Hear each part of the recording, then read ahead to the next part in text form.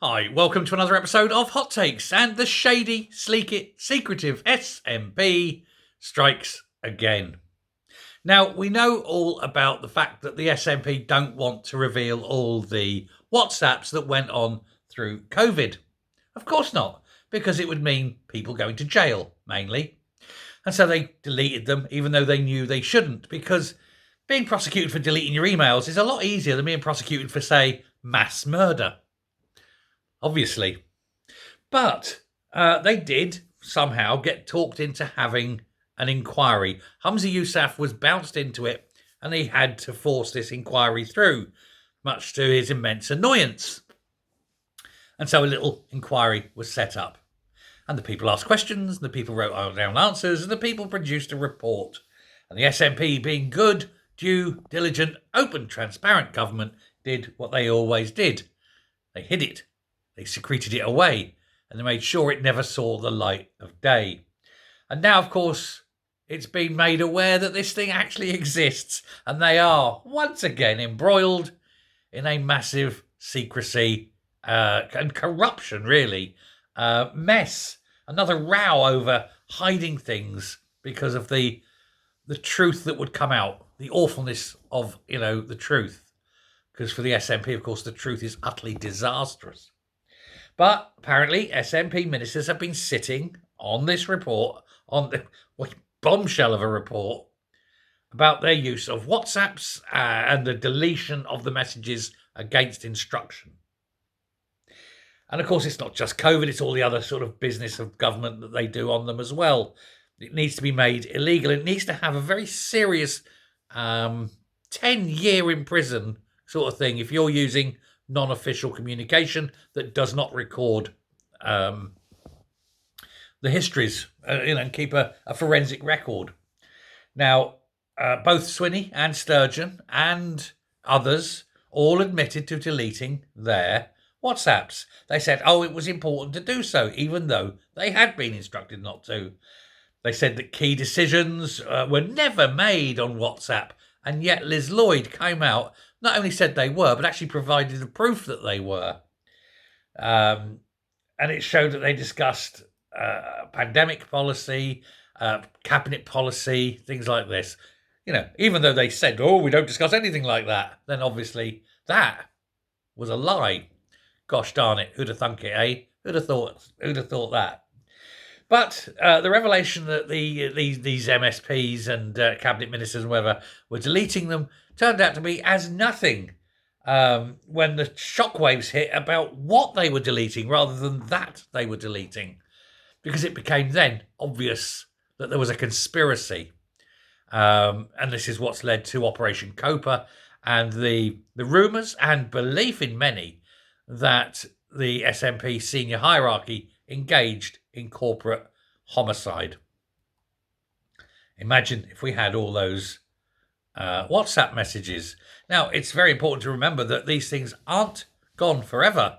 They're held within the servers at WhatsApp headquarters. They are not lost. And if the case is brought, an Operation Cooper is brought, then it can be applied. There is a history. The FBI have applied and been given deleted WhatsApp messages before. So I think there'll be a lot of very whistling sphincters in and around the upper echelons of the SNP, because where they're thinking, we'll do it on that and then nobody will ever know. And then it turns out, people could know. They can retrieve them. They can get them with a court order, but it can be done. Then, it'll be a case then of racing to be the first to make a deal. And that will be that'll be the next outcome should this Operation Copa go ahead. Now, the former Channel Islands Data Protection Commissioner, who'd have thought there was such a thing, but they brought him in. I find it weird that they bring in the Channel Islands, because not quite strictly Britain, is it? British Protectorate, but not under the aegis of the United Kingdom government. But hey, she may be highly respected, so who knows? Her name is Emma Martins, and she was brought in as an independent investigator back in March, and was tasked with looking into this whole sordid, petty, nasty affair. and to examine whether what was claimed happened actually happened. Because to see if there was breaches of both ministerial code, Scottish Civil Service Code, or the law. And she focused on the government response to these things. Now, the scope was also extended very highly to look at usage of personal mobiles, of emails, of, all sorts of things. And she spent some time doing this. Anyway, she produced this quite large report,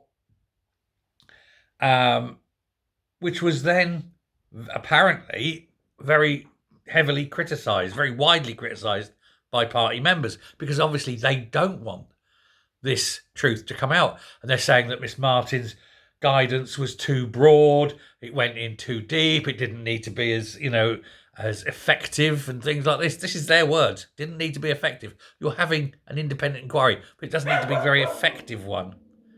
So weird. And excuse the dog barking. Somebody's dead, walked past. But she was hired on a short-term contract. It went to a long-term contract. Anyway, she finished the report and presented it. And it's been sitting on the desks, hidden, for 3 months now. They've had this report for 3 months. And they've not released it yet.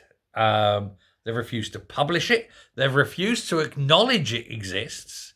They've refused to publish what even the recommendations are. So you just know they're still deleting WhatsApps at a furious rate of knots. There are now accusations flying that it's again the refusal to be transparent and open, because again they are. They cannot afford to be open and transparent. Open and transparent would destroy them because of all the shady shenanigans that's going on within the SNP and its core of rotten, corrupt, and degenerate bastards at the top, I suppose you could say. Craig Hoy, Tory chairman, still just about. He's calling for it to be released and saying it's shameful that they're not releasing it. He's talking about why they talk about transparency and they're never transparent. They've got things to hide, obviously. He said, and the whole thing just stinks of a cosmetic exercise to try and make people think that they're open and transparent without actually being so.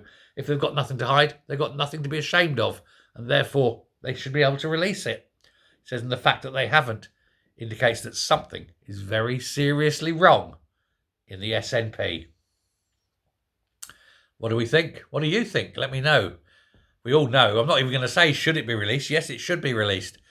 But let me know what you think about the whole shadiness of this shower of shit. Thanks very much. Bye.